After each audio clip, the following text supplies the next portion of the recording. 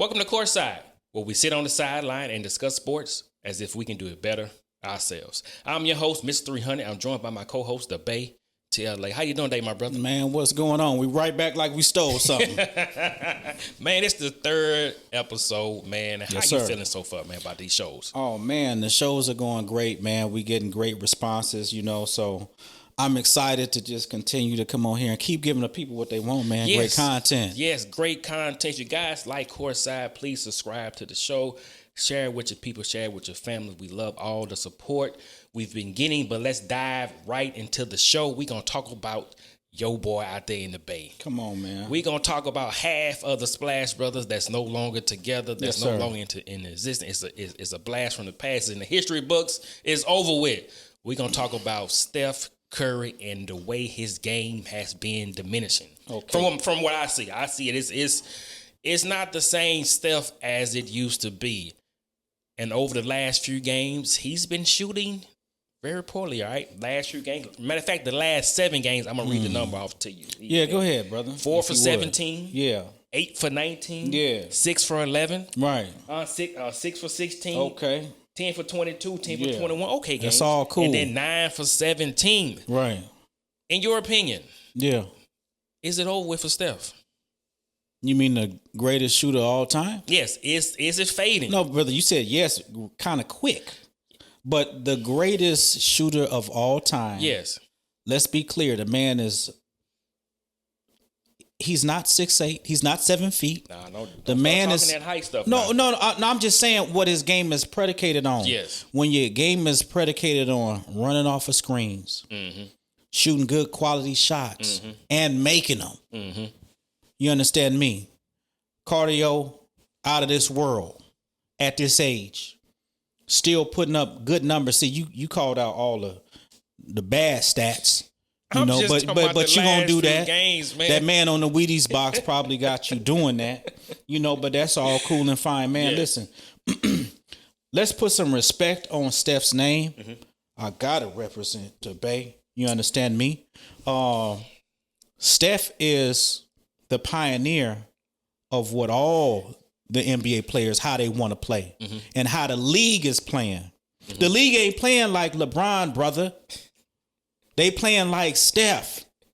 You understand me? So don't do that. Just some respect, man. I don't even know why you came with and that you this said morning, man. all of that, Yes, sir. and you never answered the question. I'm answering the question. You talking about some stuff he done in the past. LeBron, what he done in the past, Yeah. he's still doing it. So my thing Which is this, what? He's still out there dominating, scoring, and playing at a high level. Right. I'm asking you, Getting bounced right out the now, playoffs, just like my guy. right? Yeah, What you mean? Exactly like your guy. Is Steph Right. Curry game this year? Is it fading? No, it's So not. what is it then? Well, when you look at the load that he has Yes. on his shoulders, see, he's not a load. player. See, Steph not a player you gonna see get on camera and say, I need help. He just gonna work with what he got. Working what he got.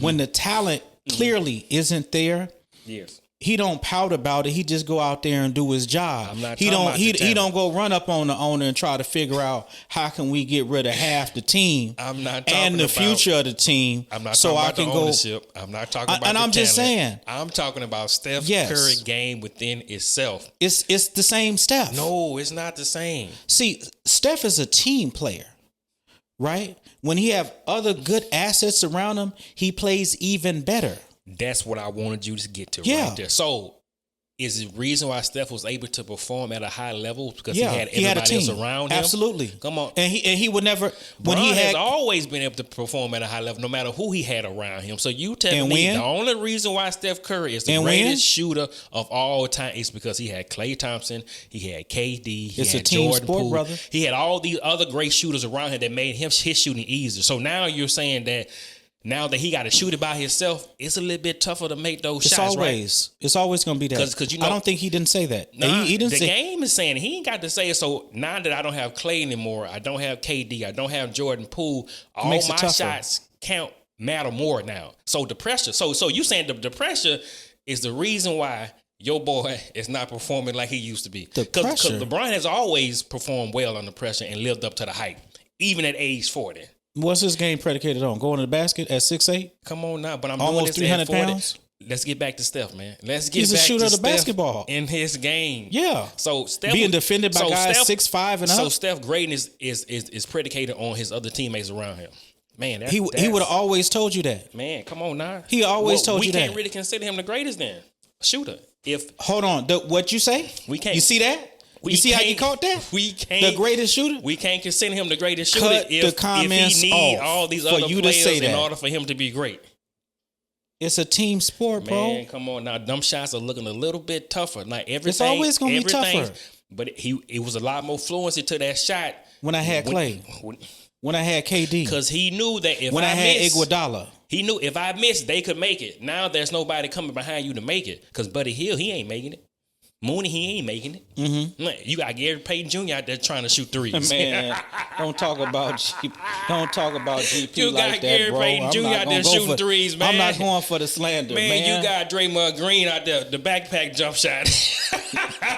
You got him out there shooting threes, man. So I think shoot like he got a backpack on, man. You should have shout out to Clayton Carter, man. He came up with he coined that phrase, man. Yeah, the backpack jump shot. And shout out to you who thought you was just gonna come out here with the Warriors slander. Man, okay, because this ain't about Steph. Listen, let me tell you this right here. What's that, man? When it comes to Steph, man, he's always been known as a good team player. Really to his detriment sometimes for not putting certain people in check. Where he allowed people to say again. I'm talking about individual play. It's his game. What point guard better than Steph? Right now, point guard? Yeah. I'm talking about shooting. I'm not talking about the what point guard shoot better than Steph? Nobody. So what we talking about? He's still that shooter. I'm talking about right now his game. His game right now, the way shooting, he's playing, dribbling, passing, is starting to fade because I'm saying his game right now. He got to back people down in the paint and dunk on them. His game now is average. He's Say average. Again? He's average now. He's average now. Bro, I hate you even did this to yourself that you would say that about right Steph. Now he's playing like an average. They gonna give you everything you're looking for, and you were good right because now. You gonna get he's playing average. In my opinion, his game now is like a. Who will remind you of average? Like, throw somebody out there. Who it remind you of as far as right playing, now? As far as shooting the basketball, whatever you want to, however you want to put it.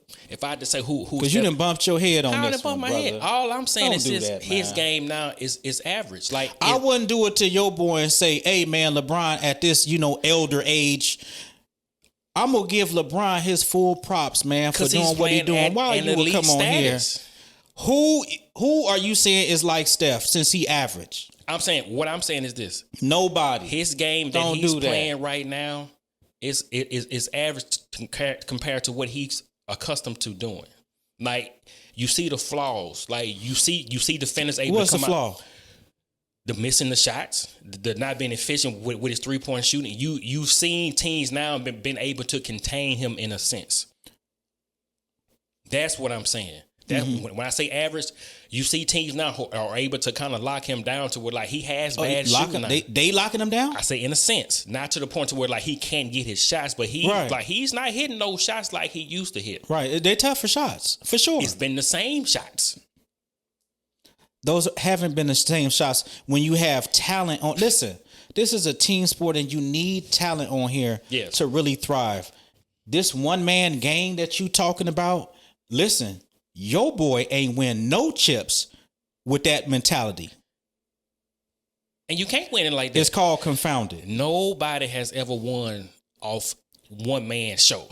Absolutely, bro. So I'm just talking about his game itself.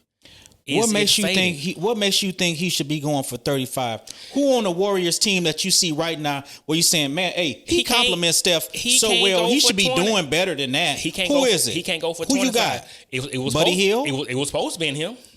It was supposed to be. Buddy Hield has always been a streaky shooter, but bro. He was supposed to be able to, again, like you say, when you have talent around you, it's supposed to make your shot easier. Buddy Hield was supposed to be in that replacement for Klay Thompson in a sense. And it hasn't transform into that. So again, it's making Steph's shots a whole lot tougher. So every shot counts. So again, that goes back to that. Is he still the same Steph Curry? Or Or was it all along? I had Klay Thompson, I had Andre Iguodala, I had Jordan Poole to be KD. I had those players to make my shot easier because I knew if I missed a couple shots, KD can knock some down, Klay can knock some down. Now you don't have those complementary players around you to make your game easier. Right. So was it really you or was it them? Because my boy, he can get it in no matter who on the team. So he's not somebody who year in, year out is always talking about I need shooters? Yeah, to get to the championship and to win a title. You see that? I'm talking about individual game, like within the system. Like Klay individual game has diminished. LeBron individual game has always been at a high level. No matter who was on the team, no matter where he was at, his game has always stays the same. Right. Only thing we've seen a drop in LeBron game is his athleticism, and it's still at a high level. I'm gonna just let you roll with that, bro.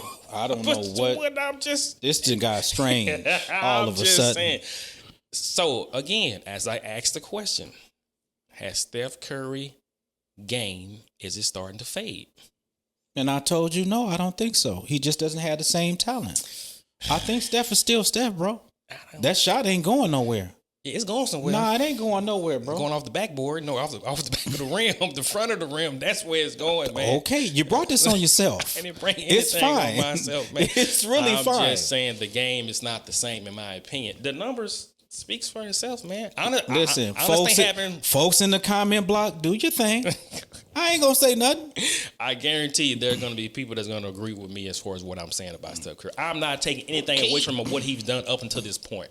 I'm strictly talking about right now. Right. And what we see right now. Right. And what we see right now is not the same Steph we have grown accustomed to. Mm-hmm. That's all I'm saying. Right. Okay. And it could be age. It could be the complementary players that he had around him. Right. But whatever it may be. Couldn't be that, man. You know, it's just Steph. He falling off. That's what you saying. That could be part of it. Because you ain't talked about the players. You ain't talked about the coach. But I'm not talking. It's the same coach. I guess you don't. It's the same coach. That's funny how Steph don't need nobody. Man, he should just be out there and be able to hit 45 points. No, he ain't got to go for 25. But your guy, what's that? He need to listen. He got to pick the coach.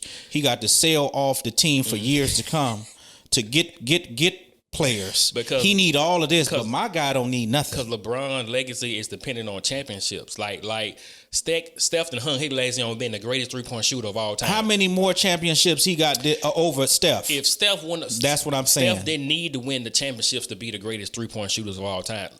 But he got them. I'm saying Steph wasn't coined the chosen one. Steph wasn't coined the next coming since Michael Jordan. LeBron has been coined all that. So in order for LeBron to get to that status or keep that going, I got to win chips. Steph didn't have to win chips. If he'd just been the greatest 3-point shooter of all time, that's all he would have needed. The championships were extra. When we talking about greatness, because you can't really put them on even on the same pedestal as far as the greatness. Say again? You can't put them on the same pedestal. I'm gonna tell you this, and I want to be clear. Go ahead, brother. You don't mention LeBron without mentioning Steph. Why you can't? It don't happen. How many Finals MVPs Curry has? Exactly 1. How many LeBron have? I don't know how many. What, 4, 5? How many chips they got? 2 in Miami, 1 in Cleveland, 1 in 4. 4 finals. How many league MVPs Curry has? How many LeBron got? Man, you saying Bron got 4 MVPs? 4 final MVPs. What they giving him now? What? They doing that for the. I forgot. And he either had like 4 league, either 4 or 5 league MVPs. Good, congratulations. So you cannot mention the same when we're talking about greatness. When we talk honestly, about LeBron could have won more of league MVPs. Now it's but they talking about what decided could to have give been. it to other people. Because when we start talking about what could have been, I got a long list of stuff that I can start talking about. But I'm not gonna do that. We ain't got time for that. We can't mention them as far as the same type of greatness. Yeah, you don't never mention LeBron without Steph, bro. We're talking about 2 different types of greatness, man. No, we talking about the same era. We're talking about shooting. Yeah. And we're talking about teams in your way and teams knocking you off. We don't never forget about that, bro. You mean teams that knocked LeBron off in the finals? Where else would I knock you off at? In the finals, brother. Yeah, you show up to get knocked off. That's what we do in the Bay. Come on, again, man. Why you try to deflect and put this on Bron? I ain't trying to deflect. I still think he him. Who, Bron? Nah, I ain't talking about LeBron. I'm talking about Steph. I'm talking about the chef. And he might be, man. Nobody has said Steph Curry in a long time, man. Steph he ain't really been cooking, man. And this goes back to the Olympics. Steph taking his lick, bro. He just taking his lick because he knows that team is his responsibility. Again, he just taking his lick and let the season ride. That's all he doing. It depended on the players around him, right? In the Olympics, he had the best players in the world around him. No, you didn't bring up the Olympics. And he only showed up in that gold medal game, which game? We needed that. On the what medal game? The gold medal game. Why didn't give it to LeBron? What you mean? In the gold medal game, because they kept feeding him. Because he can't do what Steph do when he cooking. When he's cooking, listen. When he's cooking, he's on. When it's customary. Is that when you enter a house and you being served a plate, you sit down, you take your meal, you appreciate what you've been served. You don't ask no questions. Yes, you're a guest here. Yes, and so when the chef is cooking, we know we ain't got no problem. We just gonna sit down and eat. Hadn't cooked since the summertime. The chef cooked in that gold medal game. Don't do that, bro. 6-7 months ago, brother. I'm saying, but that was the only game he cooked in. So again, what I'm saying and what I've been seeing, this hadn't just started. This is a carryover from last year into the Olympics this summer, going off into this season. And if you've been following the chef, he's not chefing like he used to. Right? He's more like a sous chef now. You know what I'm saying? Like he's the assistant to the chef. To who? I mean, I don't know. Who he the assistant to on the Warriors? We gonna figure it out, man. Draymond? Who? All I'm saying, he's not the same Steph Curry as we grown accustomed to, man. And that gold medal game, I give him his props. He showed up, he showed out. But again, who got us to that gold medal game? The play of LeBron and KD. Why you gotta? You ain't need KD. All you need is LeBron. We did. All you need is LeBron. You ain't need KD. And LeBron got us to the gold medal game. And B did his thing. But Steph you'll get KD that. He showed up in the gold medal game. But this is a carrier, man. So again, to me, in my opinion, the skills. We know your opinion, man. And take that Wheatie box down, man. That's the whole problem. We can talk about Steph all day, man. But let's transition back to the home team, man. Okay, what we got? Let's talk about Zion Williams and the New Orleans Pelicans, man. Come on, man. Brandon Zion has made a comeback from his hamstring injury, and he's been looking very dominant on the court, all right? Mm-hmm. But in recent weeks, he got suspended for being late to team functions and stuff like that, missing a flight. I think it was something like that. Uh-oh. Is his time up in New Orleans? Yes. Why you say that? Well, he just need a new change of venue, bro. Mm-hmm. Unfortunately, the Pelicans got a bad track record, man, having talented folks come through that organization and just not being able to get them tapped in on the pulse of the city. Mm-hmm. When you look at, you had Chris Paul. Mm-hmm. Yeah, we did. You had Anthony Davis, mm-hmm. And I'm sure a long list of others. Yes, Anthony Davis, like I say, DeMarcus Cousins, Jamal Mashburn, Baron Davis, the Mad Baron. Come on, man. We had David West. We had Paige Stojakovic that been through there. It's Drew Holiday, a lot. Rondo. It's a lot. Yeah. It's a lot. And then just an inability. JJ. Inability to keep those folks there. Something is going on. It's not going on with the city of New Orleans. Mm-hmm. Because again, shout out to you. Appreciate those tickets. Oh yes. Yeah, me and Sanji Hurst was able to go and enjoy Pelicans game. Pelicans and who? Yeah. The Warriors. And guess what? We beat you. But that's neither here nor there. What I can say is the fans of New Orleans are like none other. Yes. They support 100. It was a great vibe. Yeah, I did go because the Warriors was playing. But just seeing like the spirit of the team, they Saints fans, Pelican fans, they're going to go out and support their teams, and they don't care what the record is, man. Yeah. That's just what they do in the Big Easy, So something on the organizational side is missing. I think it's the connection. You know what I'm saying? Being able to like the market outside of basketball. Mm-hmm. Like, what can we tie Zion and these other players into, right? That can give them that strong connection and feel for the city. Like the Saints have been able to do it with the Saints players because you see Breeze, he was tied in. You know what I'm saying? Tyrann Matthew, granted he's from New Orleans, but he's tied in. Right. Demario Davis is tied in. Cam Jordan is tied in. You never really seen a Pelicans player tied into the city. And that's what the organization needs to fix. Needs to fix it. How can they get them locked in and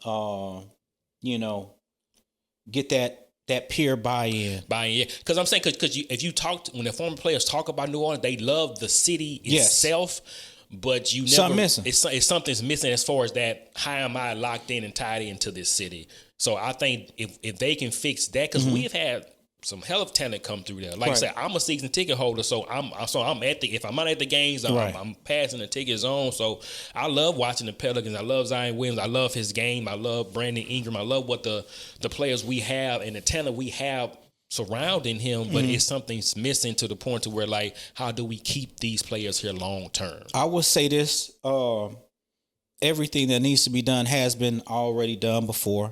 If you look at the Dallas Cowboys and you say, well, man, they have these big time players, the team losing. How are they able to keep these teams? They able to get them tapped into the fabric of what's going on in Texas. Yeah. And I'm talking about on the financial side. You feel me? Look at Iguodala when he came out to the Bay. Yeah. You know what he did? He was tied in with those guys at Silicon Valley. Yeah. So what is it that we got going on that's going to keep in the boot that we can get him locked in with the fabric of what's going on out here? Yeah. And could it be because, like I say, the market could be small to where it's not enough for everybody? Or like it's only a certain amount of that we can give out. But we figured it out with Drew Brees, so it ain't like we can't listen. Like we can't rinse and repeat. We just got to do it again. Yeah. You right. Like I say, I'm definitely hoping they can figure something out with Zion Williams, because we not gonna keep getting these chances of getting these top notch players, right? Number one draft pick and all this talent come through here and they go off and do great elsewhere. So hopefully they can figure it out. Like I said, I don't think the book has been closed on Zion Williams, because when he's on the floor, he's dominant. Right now, he's averaging 23, 8, and 5. It's for 23 points, 8 rebounds, 5 assists. Yeah. He's able to dominate on the court in the short games he's played. I just hope they can figure it out to where we can really build some championship basketball in New Orleans. Because, like I say, those games, the fans are crazy. Like they really have a great time. It's a great time out there, man. Yes, the facility, top notch, man. It don't matter where you sit there. It's a great seat. It's definitely a great vibe. All right. So now let's transition to Kobe. You know, Kobe, the 5-year anniversary of his passing was a few days ago. So let's talk about why Kobe wasn't really part of that GOAT discussion on a regular basis. Granted, he was in it, the conversation with some people, but he never was solidified as one of those players that could be the GOAT outside of Michael Jordan. Well, I'll say this. It all depends on who you talk to. All right.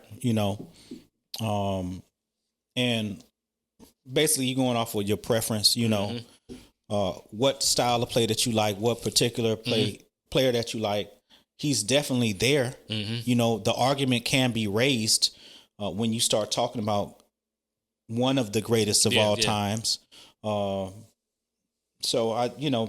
unfortunately, when you pass away, man, you have to, other folks have to just keep your name alive. And I think that plays a part. If you look at his last years in his retirement, he started to get more of the acclaim to where he was going into the branding portion of it, of his career with the Mamba mentality and whatnot. Yeah. So, and you're right. And like you say those last few years, he was starting to be more marketable. I think early on in his career, the media didn't take hold to him like they did with LeBron, like they did with Jordan. I think they wanted to, but he didn't let them in. So I think that wall he put up, I think that might have hindered him on some level, because when you look at Michael, you look at LeBron, you was able to see a little bit into their life outside the game of basketball, and it made them likable. They had the charisma, they have the charm, they had everything it took to be branded, and for the media outlets to continue to talk about him. Kobe was such a mystery early on, they couldn't tap into that, so they just deemed him a certain way. And when he coined himself the Black Mama, I think that really played into the isolation. Because remember, I'm a Black Mama. isolated. Like Right. I'm a killer. Like I don't need nobody else around me in order to be who I am. Y'all know who I am. Just Right. off what I look like and how I play on the court. So I think that was another thing that kind of hindered him. But towards the end, that Mamba mentality, that was a branding thing that really took off. Right. And I just hated he didn't really get to go off into that, into the retirement, as far as like coining that Mamba mentality and creating certain things for other players coming behind him that have that same mentality. Right.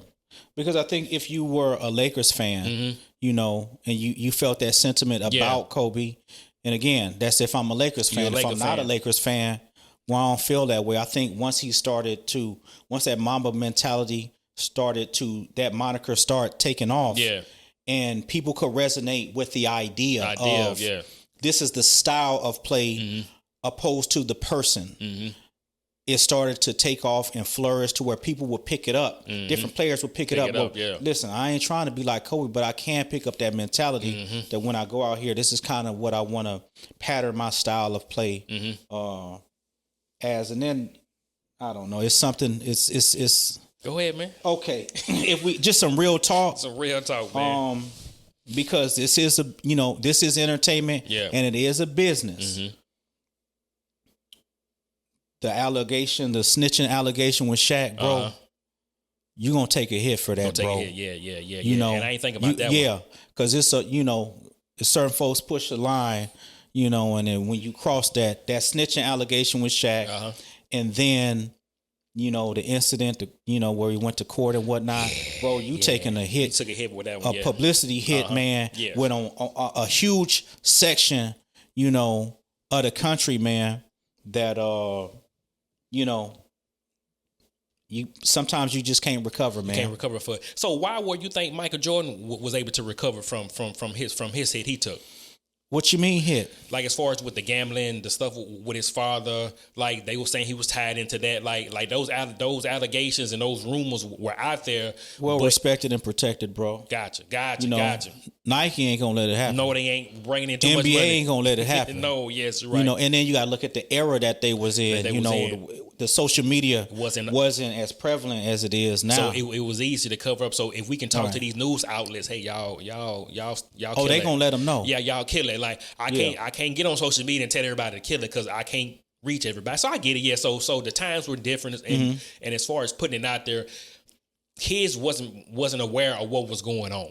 With Michael Jordan, other than basketball, so it was easier to make him larger than life. Now with social media and what goes on now, kids and adults, we're privy to everything that goes on with these athletes. So I think that larger than life, that role model, that iconic status, all players have taken the hit because of social media. Because now we're able to see them outside the game of basketball and what they're involved in and the things they do. So so I think that did play a part into that. So again, like I said, to me, as far as Kobe, I wasn't a Laker fan, but I had to watch him play. Like I wanted to watch him play. I wanted to watch him. Like people see Michael Jordan to lose, right? But you're a fan. Same way with Kobe. You wanted especially when they used to battle Sacramento. I watched those series. Yeah, I remember that. Bro. Yeah, I watched those series so Sacramento can beat him, but I still appreciate what he did on the court. Did they beat Sacramento? They didn't. But okay. But like I say, you appreciated his game. Granted, he'd make a shot. You'd be like, man, what the? But you're like, that was tough. So you appreciate what he brought to the game of basketball. I just wish, from a market standpoint, from a fan standpoint, he'd have got that love like Jordan and Kobe got early on. Because I feel like his game, granted, was modeled after Jordan. But if he'd have got that love like they got, that protection like they got, I feel like he would be in that conversation more. Yeah, well, I think though when he was talking about the Mamba mentality and whatnot, you sacrificing that. Yeah, you did. Because you saying, I don't want the love like that. This is what I'm on. And again, to show that I'm transparent, when you look at your boy LeBron, and how he bring in players that ain't even on his team. And people say he's too friendly. Yeah, that's why he get the love. That's why he get because he letting it be known like, hey, look, this for everybody. I'm a great player and whatnot. But I want to incorporate, this togetherness that we got going on here. got Kobe going on. wasn't like that. No, Kobe was like, I man, don't want to talk to my teammates. so I know I ain't talking to nobody outside. Yeah, no. Yeah. So I think, like I say, and I think Bron, that's a tactic he's used to keep that fan favorite, that love for the other players. Granted, they say players don't fear him, but I don't think he really wanted anybody to fear him. Right. I think that's organic though. That's just really him. That's him. Like, yeah. And the cool part about it is if that's really you ain't got to worry about acting and faking. You know? And so if you a nice guy, ain't nothing wrong with that. You can still be a competitor too. Kobe wasn't like that. Yeah, Kobe wasn't like that. Kobe was cut from a different cloth. Yeah. So, he was cut from that 90s mentality. Yeah. So different type of player, different type of athlete, but still getting the same results. All right, man. So let's move on. Let's talk about Vince Carter, man. You know, Vince Sanity, you know, half man, half amazing. You know, the dunk contest king. Over these last few months, he's been inducted into the Hall of Fame. He's had his jersey retired by Toronto, and recently he had his jersey retired by the Brooklyn Nets. All right. Okay. So let's talk about that. Do you think he's been well deserving of all three of those accolades? Yeah, I was just having to check right quick to see if Drake signed off on the jersey being retired. I guess he signed off on that Drake one. He's not gonna go on the rafters and take that one down. Okay, cool. Yeah. So listen. With that being said, I guess he's good, man. You think he good? All good. You think he's deserving of all three of those accolades? That's Vince, man. That's Vince.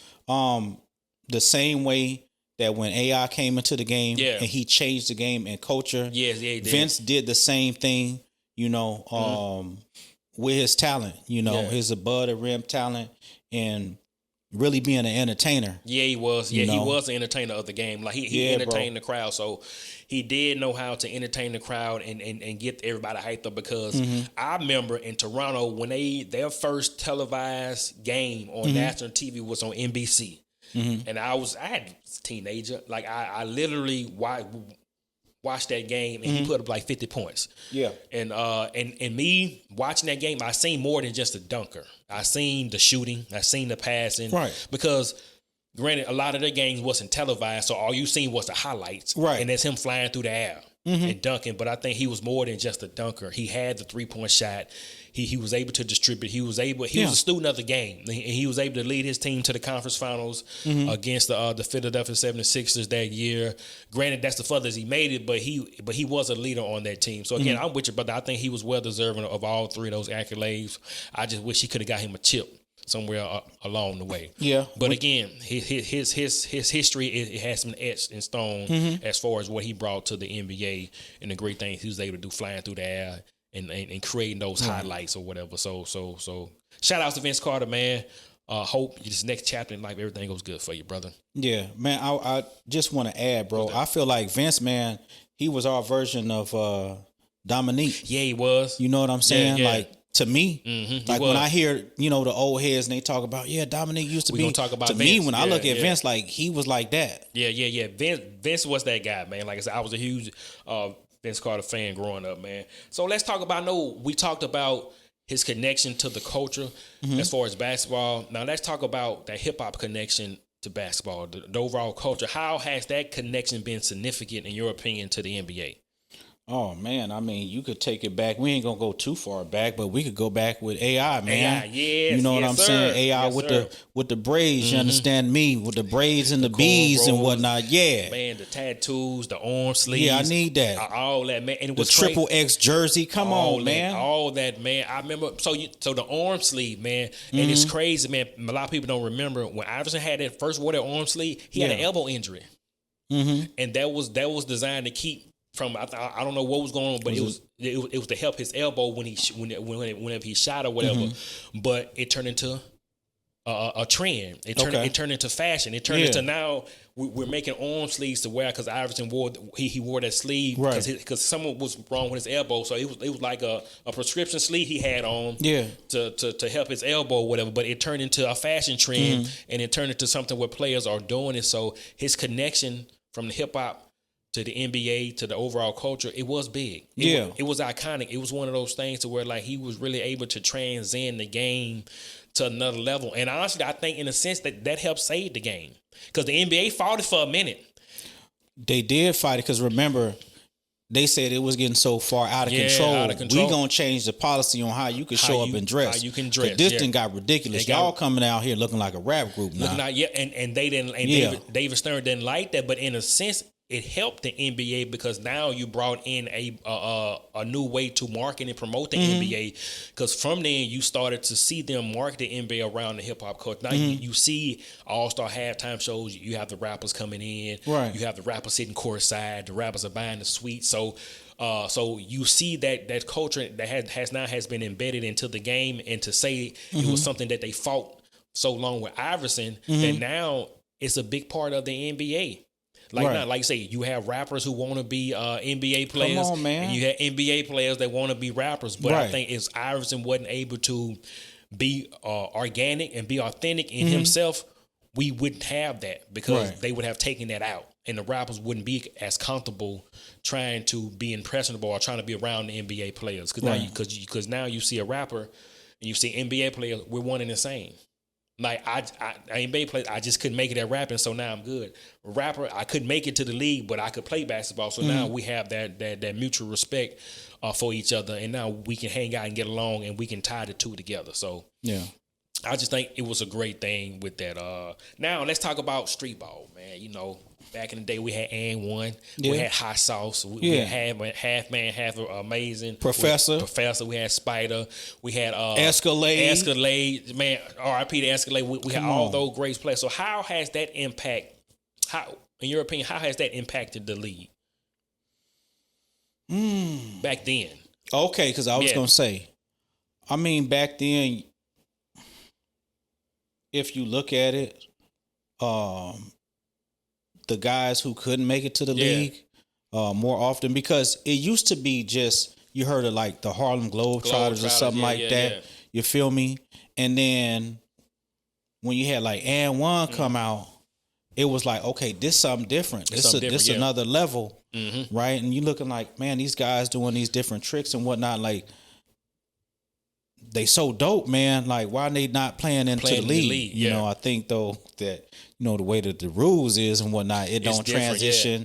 And then is street ball, does it transition over to organized play? You know?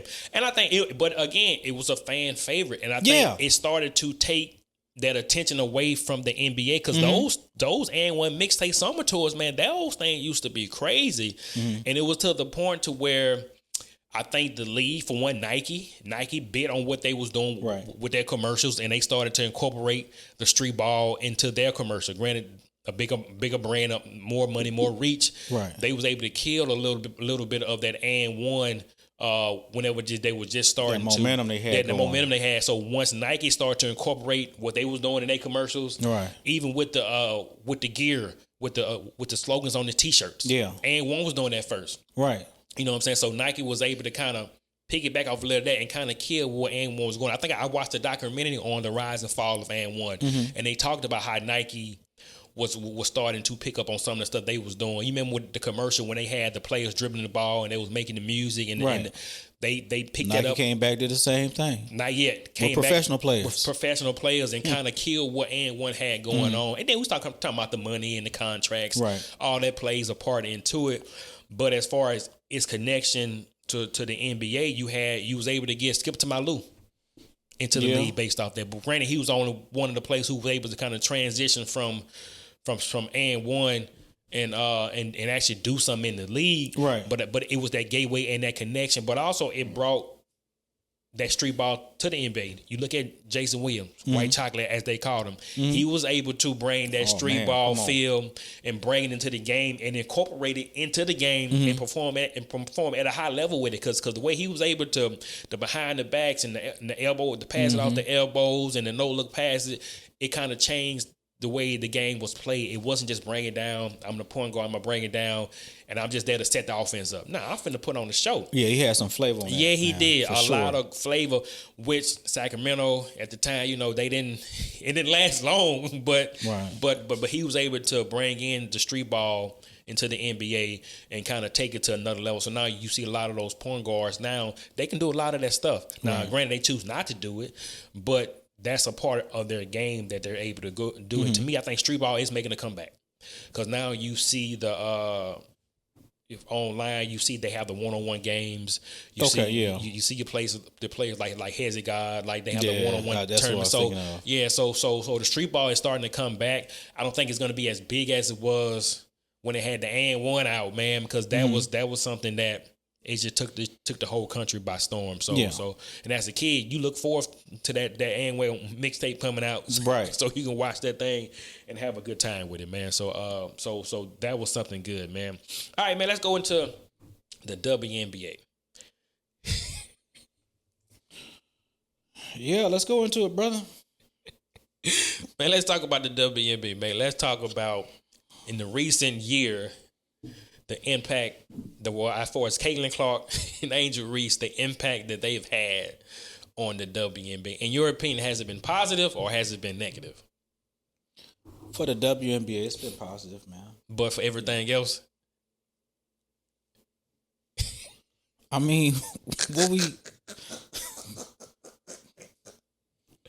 if we being real, Be bro, real, man. We not watching that, bro. We not watching that, bro. We not watching that, bro. Like, if somebody get hot, you know what I'm saying, and go off, and you know, I already know what you're doing. You done hit a bunch of jumpers, cool. But other than that, man, we not locked in like that. What competitive game? Like you just saying, hey man, you had to check that out. Man, did you see? All you hear about is Caitlin Clark, Angel Reese. Highlight. Like if somebody went off on some great shooting spree, but other than that, you know, if the females was dunking in the game, man, that'd change the whole thing around. So when Shaq said lowering the rim, they roasted him for that, man. They did roast him for that. They flamed him for that, like he said something crazy. I don't like I say lowering the rim. To me, I think it will allow for the dunking. Because now you do see females able to dunk more. Come on. But I do think that might be something that they might have to try. Because granted, the Caitlin Clark and the Angel Reese effect, it did boost the economy as far as the WNBA. Now they have charter flights. The contracts are starting to get bigger. The endorsements are starting to come around. But again, once that starts to fade, what's next? So they do have to have something to where draw the people in. So I know they've tried to get the NBA players to buy in and support, but I just think in order for it to go to me, maybe the NBA. What more can they do, bro? I don't know. You want the NBA players to go sit and watch the games? I'm talking about the NBA itself. To do what? Brand with them, partner with them to help with the marketing. It's not the marketing; it's the game. It's the game.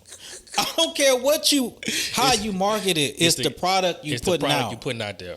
You know, listen, layups and jumpers. That's it. Cool. Yeah. But and it had to be on a breakaway dunk. Yeah. It's women in the league that can dunk on a 10-foot goal. But nobody's coming down the lane. Listen, could we get it to 9.5? Yeah. Listen, if you got it to 9, boy, hey, you want to talk about some good basketball. Because it'll go down. Listen. Yeah. I'll pay to see another female dunk on another female. Yeah. I think if they doing that. If they can add, because to me, females are more competitive than men. That's what I'm saying. When they get into that competitive spirit, like it's no holds barred. Like men can kind of, all right, let me taper this thing off because I really don't want to do this. Yeah, but Lord. I've seen the women in the WNBA on college levels, like when they up. It's up. Like it's no coming down. So I think if you can incorporate that dunking on somebody and what they would do after they dunk on somebody, like I think that they gonna show out. Yeah, they gonna show out. I think that would be next level. So and you know they could dance too. They gonna act a fool up in there. When Shaq said lowering the rim, and he did get roasted behind it, and they rejected that, bro. I think he was for real about like that's a great way for them to do it because you think about the NBA, they take off the people start dunking. Until you start seeing those highlights. Because we can shoot threes all day, hit jumpers, layups, but if nobody's getting dunked on, it's not exciting because highlights are pretty much dunks. Right. Somebody getting dunked on. Before Steph came in, I hate to keep going back to that, but before Steph came in, the highlight used to be getting dunked on. Getting dunked on. Yeah. You're right. Now we see the... I do a little move and I hit the 3 on you. Yeah. You right, because it was just straight dunking and going in the paint, dominating. Then when Steph came about, it was the threes, and him and Clay hitting 8 in a row, 9 in a row, 13 in a row, whatever the case may be, man. So if they can get it up to where they can start dunking on people, I think it would. You had you something there. Yeah. I'll go see one of them games. Yeah, for sure. Yeah. And I think because you watch the games, the fans be there. The fans they support, but it is something missing, and I just think it's not from lack of skill though. What I'm saying is, a lot of they are, to me, they better shooters of the basketball than the NBA. The handle is cool. It's cool. Yeah. You know what I'm saying? Every now and then you see a couple, that really got the handle. If they had some and they tall, man, if they was allowed to lower that doggone rim. Yeah, if I can get in the post, a drop step. 9.5 feet, bro. And that's and it'll change the whole game, it'll change the whole game, man. You gonna see something. So hopefully, man, our voices has been heard, and WNBA, y'all lowered the goal to 9.5 so we can see some dunks. Some ferocious dunks, and I guarantee you that it will skyrocket through the roof, right? For sure. All right, so let's move on. Let's talk about the NFL. All right, we didn't have the NFC, the AFC title games, man, over the weekend, man. Yeah. Let's talk about it, man. So first game. Where you want to start? Man, let's start with the Eagles and the Redskins. Not the Redskins, but the Commanders, man. Yeah. Do you think the Eagles did what they were supposed to do and they was supposed to win that game, or do you think Washington kind of let it slip a little bit? Before I begin, man, excuse me, but I would just like to shout out to kinfolk, man.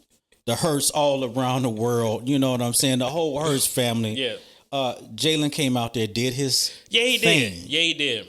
Did his thing. Yes. And we need to start putting some respect on his name properly for really the body of work that he been doing. Yes. When you ask, did the Eagles do what they were supposed to do? When you go up over 50 points on a team, yes. We getting clear on what's finna happen. Next game. We ain't leaving no doubt. We leaving it all on the field, man. And they did their thing, man. AJ Brown, they was able to get AJ Brown the ball along with Saquon Barkley, which he gonna do his thing. But I think that AJ Brown connection, that has to be in the Super Bowl. If they're not able to get that AJ Brown connection, like I said, it's going to be a tougher game. Now, granted, Saquon, he going to do his thing. He's going to show out. But I think AJ Brown, he's the X factor. Like he had 96 yards, almost 100 yards yesterday. I just feel like getting him the ball early, it allows them to stretch the field even more. So now you can't load the box on Saquon, which he gonna do what he do anyway. But now you seen yesterday when he was breaking that first level, right? Well, nobody in front of him because now you had to account for AJ Brown down the field.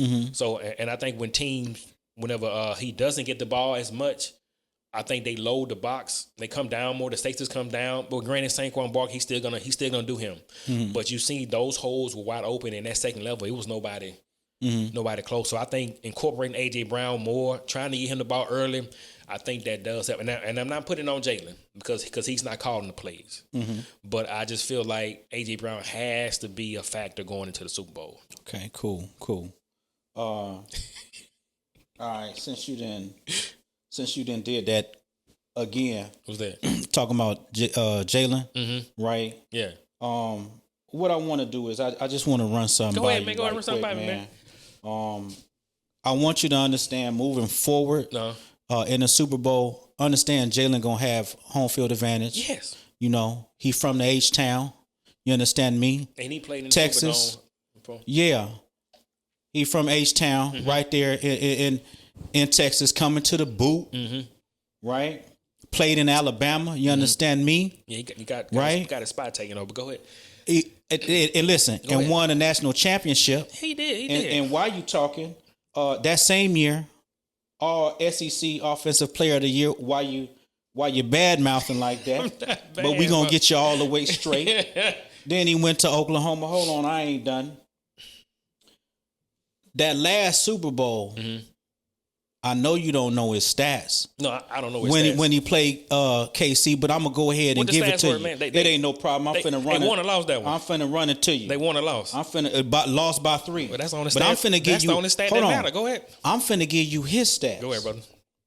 304 passing. Might I interest you in 304 passing? Yeah. Right? 1 passing TD, 15 carries, 70 yards, 3 rushing TDs. Mm-hmm. Might I interest you in that in a quarterback? Mm-hmm. You see what I'm saying? So we just talking about one man. And guess who had 100 yards receiving? What's that? Jodeci. Devontae. Huh? Devontae. You understand me? Listen. Hold on. I gotta make this clear. What's that? He did that with what he had. Yeah. We ain't talking about what he got now. Mm-hmm. He got more now. Because not only do he have Devontae. Yes. Right? You understand me? Now he got AJ Brown. Yeah. AJ Brown had 96 yards, 1 TD last game. You understand me? Saquon had over a buck rushing, 3 TDs. But let's just get off into what's that? What Jalen had. What he had. You understand me? The man. 246 passing. 1 passing TD. Yes. 3 to your dome. 3 rushing TDs. We gonna put some respect. Listen, that score was 55-23. So we just listen. I wanna get it straight too. And then when we talk about the Eagles, number 1 defense in the league, they not the underdogs, bro.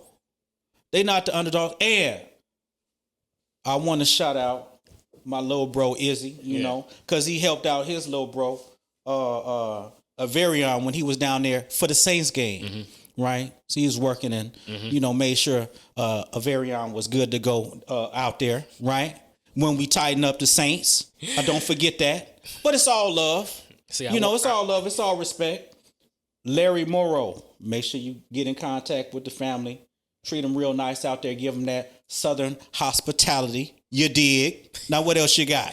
What's happening? I was going to go easy on Jalen, man. You need to. I was going to go easy. You need to. But, again, Jalen had an awesome game yesterday.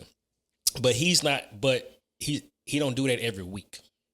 Like, those numbers right there, could he do that week? Yes, he can. But there's times when when he kind of disappears a little bit, man. And that's why AJ Brown has been frustrated this whole year. Where he disappear at? Them numbers don't be like that every week, man. Like some games, he takes some games off and he don't show that elite status that we know he like has. The NFC Conference Championship. He did it like that game, but again, he did it that game by getting into AJ Brown. Saquon Barkley is going to do his thing, but again, you have to incorporate AJ Brown and Devontae Smith in order for it to be elite. The defense is going to do what they do. Y'all put up 50 points and y'all made that look easy. They put up 50 points and it was easy. Is that elite? Yes. That one game was elite. That'll be elite? That was elite. But I read you the stats on what he did for the Super Bowl. That was 2 years without ago. AJ Brown and without Saquon. Brother, don't do that. That was 2 years. If you take Barkley out of the offense, do they make it this far? Yes. No, brother. Yes. They don't make it that far, man. Yes. Man, Barkley carried They had 55 points, bro. How many points they needed? They got the number 1 defense in the league, brother. I'm not talking about the game, the title game. I'm talking about the whole season. Yes. Barkley carried them the whole season. Now, do they make the playoffs? Probably so. But do they get to the title game without Barkley in there? No, because for one, like I say, they've been solely dependent on Barkley. He had a special year, but AJ Brown is the X factor. They hadn't had a game like this all year. This game was like this because he was able to get it to AJ Brown. You get that ball to AJ Brown, it makes life much easier for one, Jalen Hurts, because you got a receiver that's gonna catch that thing. Make it easy. Yeah, make it easy. Ain't nobody made it easy for Jalen. I understand that, but if brother. you get it to he don't AJ need it easy. Brown, it makes it easier. That's why Philly love him. That's why they love him. I'm a Jalen Hurts fan. Hard-nosed workers out there. When you got a 6'5" receiver, 230, whatever AJ Brown size and height. Jalen 6'1". AJ Brown. I see you. AJ Brown Get is open. huge. Yeah. Get him the ball. Just put it up. And you think about it, they don't even utilize AJ Brown correctly. Everything is pretty much a go ball. Who fought? Jalen fought, huh? Him, the offensive coordinator. Let's go here. Like my thing, everything is a go ball. I didn't let you go this way. Or the outside. We really ain't throwing nothing across the middle to him or getting him out in space. Like everything got to be deep. Man, AJ Brown, man, that man is big. So now Jalen call the plays now too, right? He can change the plays. Listen, So he can't change the plays on the line?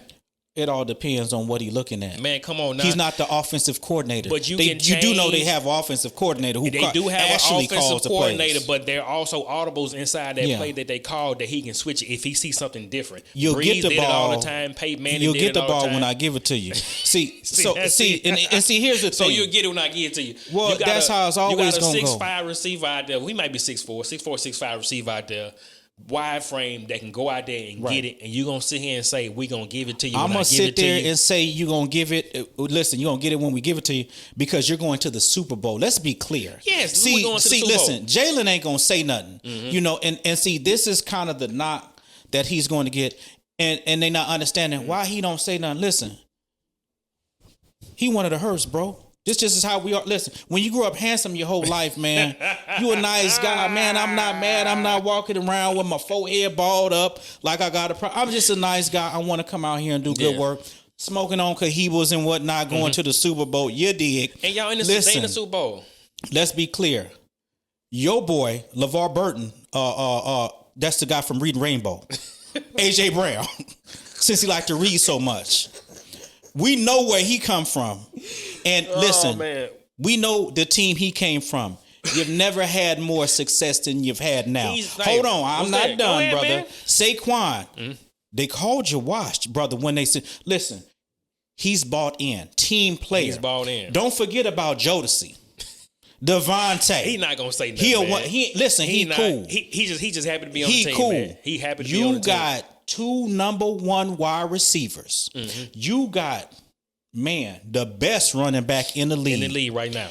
Listen, you got a quarterback who in Super Bowls, he averaged about 250. Man, he don't been to one Super Bowl, man. You talking he about went Super Bowls, man. Listen, I'm saying what he gonna do. He went for 300 in the one he did with 3 rushing touchdowns. What he threw from last other day against the one. No, I'm talking about yards. What was his yards against Washington? Washington, I want to say it was what by 250? Something like that. Over 250? Hold up. Nah, 246. 246. Yeah. But 100 of those went to who?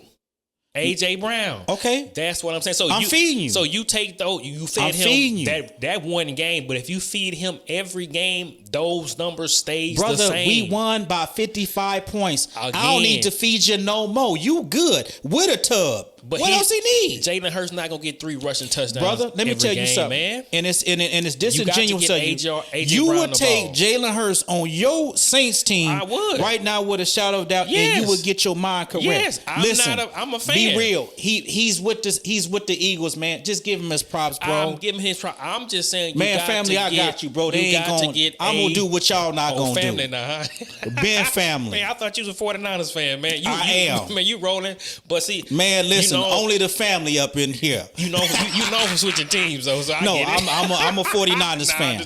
But no, I'm giving him his guy. props. Like I'm saying, come on, man. I'm giving him his props. The only thing I'm saying is this: in order for y'all to go out there and win the Super Bowl, AJ Brown has to be a factor. He can't. Who's stopping him? What you mean? They're not throwing him the ball. You threw it to him for the title game, and he made plays, but you got to get that ball to him early. If they that's not a problem, bro. If they load the box. So what the problem is? Listen, if they load the box, we got AJ Brown out there. We got Devontae out there. We got Saquon can come. Listen, we haven't even talked about Jalen could either throw it to him. He still got rushing ability, bro. Yes. It ain't no problem. You got, but I'm we saying, gonna handle business. To beat Kansas City, as we seen what they did with the Bills. With who did? You can't leave it into the refs' hands. So everybody got to be a factor, man. So let's transition to this KC game. Man. Yeah, let's do that. KC and the Bills. Yeah. I'm ready now. Everybody's always saying the referees. I've always said you can't leave it in the referee's hand. On that fourth down, when they try to get that first down, you got to. It can't even get to that point because we already know what's going to happen. That's crazy. They're going to get that home field cooking, like they say. That's crazy. That's going to happen. So you can't leave it in the ref's hand. So if the refs have to determine whether it's a first down or pass interference or whatever, you can't leave it in their hands when you're playing against KC. We all know that. So for people to still be upset about it, you know what's going to happen. So what's going to happen? Buffalo fans, and my cousin. Robert Arthur III, he's a huge Buffalo fan. Right? I didn't even reach out to him last night whenever he watched the game. But what I'm saying is this, and he will tell you, you can't leave it in the referee's hands because you know what's going to happen. You know how they're going to sway to KC's side, and we can go back and forth, or you see it online. They talking about, the ref cheated. You got to get the first down. It has to be a unanimous, hey, we can't. When you're playing now. Yes. For sure. It got to be. You can't leave it in their hands because you see what's going to happen. So I just feel like Kansas City, they're a dynasty. Like you got to be perfect football to beat them, because if you give Patrick Mahomes any time left on the clock, Patrick Mahomes and who else?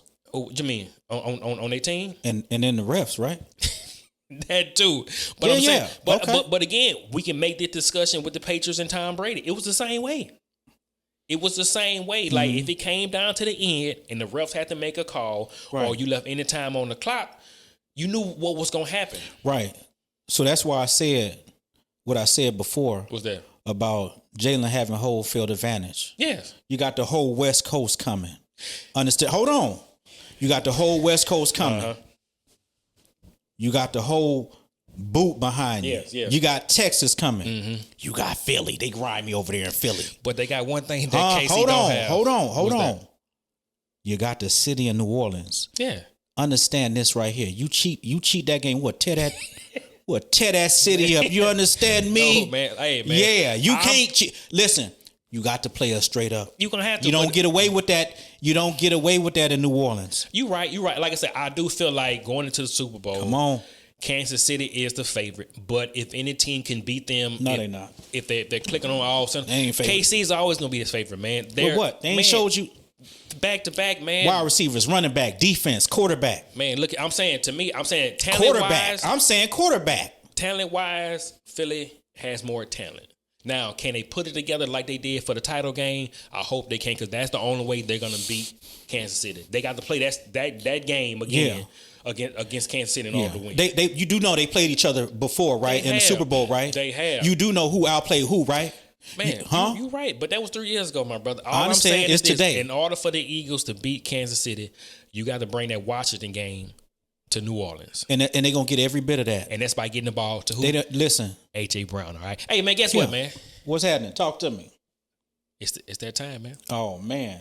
We just got here. Must come to end, man. I know, man, we enjoyed ourselves, man. But, hey, it's time to wrap this thing up and plan for the next one, man. Come on. How you feel about today's show? Man, great show. Great content, man. Yeah, it was. I enjoed the back and forth, man. You know, again, Steph Curry, he's over with. And like you said, we're getting ready to sign off. All right, guys, you've been listening to Courtside, where we sit on the sideline and we discuss sports as if we can do it better ourselves. I'm your host, Mr. 300. This is my co-host, the Bay to LA. Hope you guys have enjoyed yourself. See you guys on the next one.